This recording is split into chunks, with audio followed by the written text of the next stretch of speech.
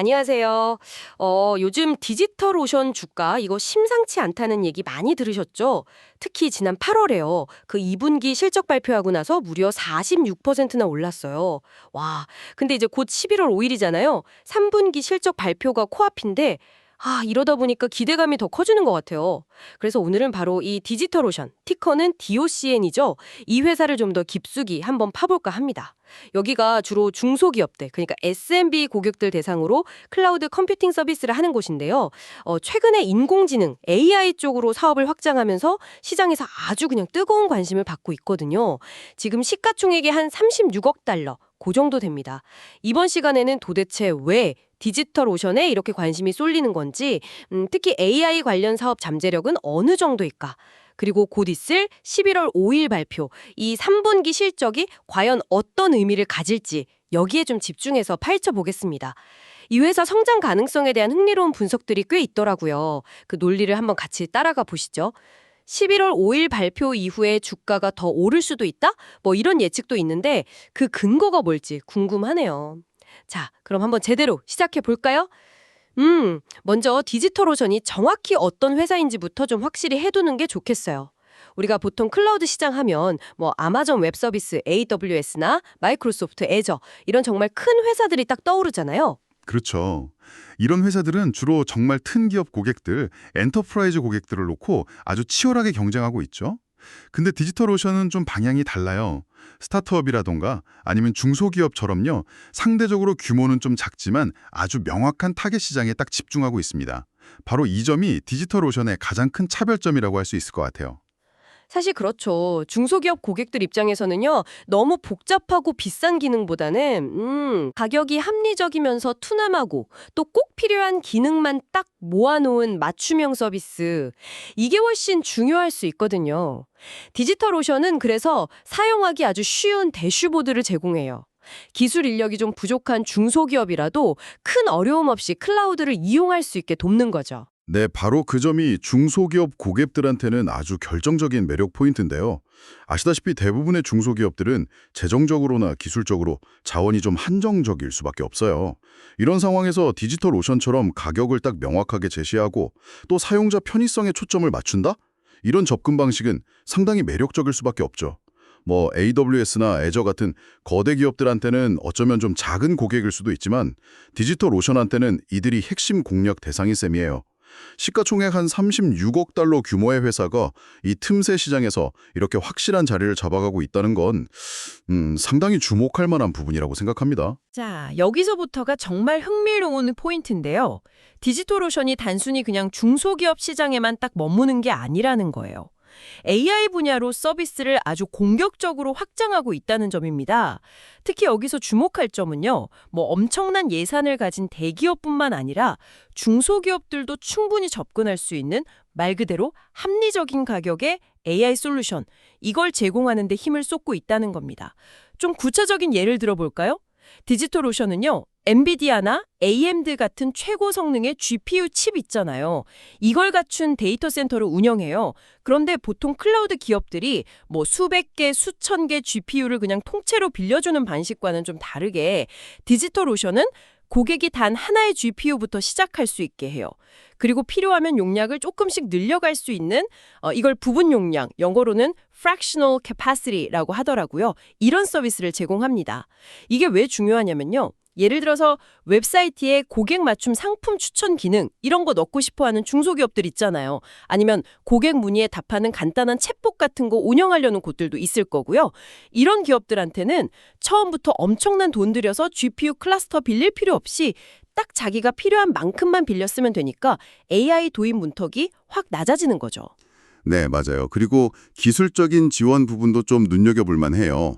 올해 초에요.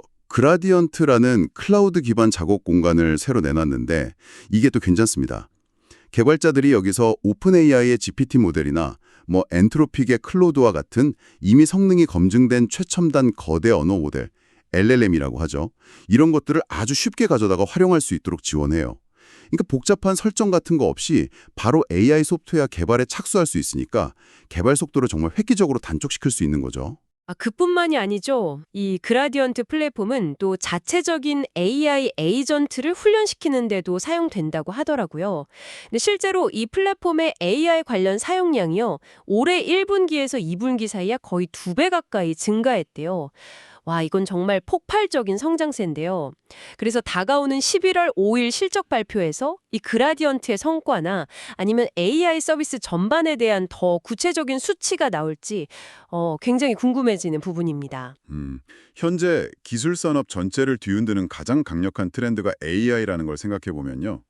디지털오션의 이런 AI 서비스 확장은 정말 시기적절하고 또 아주 전략적인 움직임이다. 이렇게 평가할 수 있을 것 같습니다. 특히 말씀하신 것처럼 합리적인 비용, 이걸 딱 내세워서 중소기업들이 AI 기술 도입하는 데 느끼는 장벽을 크게 낮춰준다. 이게 바로 어떻게 보면 AI 기술의 민주화라고 볼 수 있는 지점이거든요.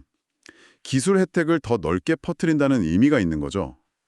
게다가 오픈AI나 엔스로픽 같은 이런 선도적인 LLM 기업들이랑 협력한다는 건 디지털오션이 자체적으로 모든 걸 다 개발하지 않아도 최신 기술 트렌드를 서비스에 빠르게 반영할 수 있다는 장점이 있어요. 기술 경쟁력을 유지하는 데 훨씬 유리한 거죠. 그리고 그라디언트 사용량이 그렇게 가파르게 늘고 있다는 사실, 이건 시장에 분명히 이런 서비스에 대한 수요가 있고 또 디지털오션의 솔루션이 효과적으로 먹혀들고 있다는 아주 강력한 증거로 볼 수 있겠습니다. 네.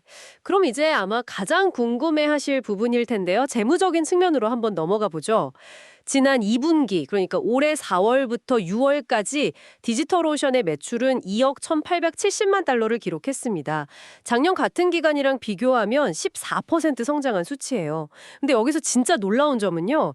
회사에서 구체적인 금액까지 밝히진 않았어요. 근데 AI 관련 매출이 무려 100% 이상, 그러니까 2배 이상 급증했다고 발표를 했다는 겁니다. 와, 회사가 제시한 3분기 예상 매출 가이던스는 약 2억 2,650만 달러 수준이에요. 이것도 전년 동기 대비 한 14% 정도 성장을 예상하는 건데요. 만약에요, 11월 5일 발표에서 이 AI 사업 부문이 전체 매출에서 차지하는 비중이 얼마나 되는지, 그리고 그 두 자릿수, 아니 세 자릿수 성장세가 구체적인 숫자로 딱 확인된다면 와, 그러면 시장의 기대감은 정말 크게 증폭될 수 있습니다. 성장률이 이 정도면 뭐 조만간 AI가 회사 전체 성장을 이끄는 핵심 동력이 될 수도 있는 거니까요. 그리고 또 하나 우리가 좀 면밀히 봐야 할 포인트가 있는데요. 2025년 전체 연간 실적 전망치입니다. 디지털오션은 이미 지난 2분기 실적 발표 때요. 연간 매출 가이던스의 중간값을 기존 8억 8천만 달러에서 8억 9천만 달러로 살짝 올렸어요. 만약에 이번 11월 5일 발표에서 이 연간 가이던스를 또 한 번 올린다, 상향 조정한다면 이건 경영진이 앞으로 사업 성과에 대해서 얼마나 강한 자신감을 갖고 있는지를 보여주는 아주 명확한 신호가 될 거고요.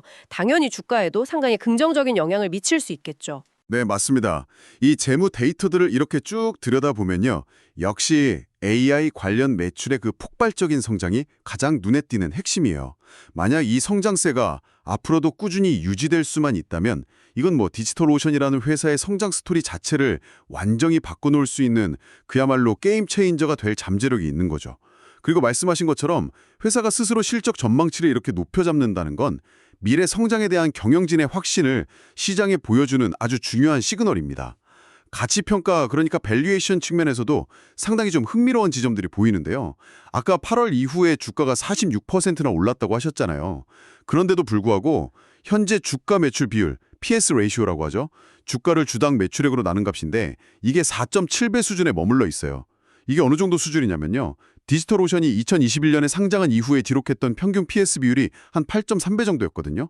그것과 비교하면 지금은 약 43%나 할인된 가격에 거래되고 있다는 의미가 되는 거죠. 주가 수익 비율, PE 레이시오, 이건 주가를 주당 순이익으로 나눈 건데요. 이건 현재 30.5배 정도예요.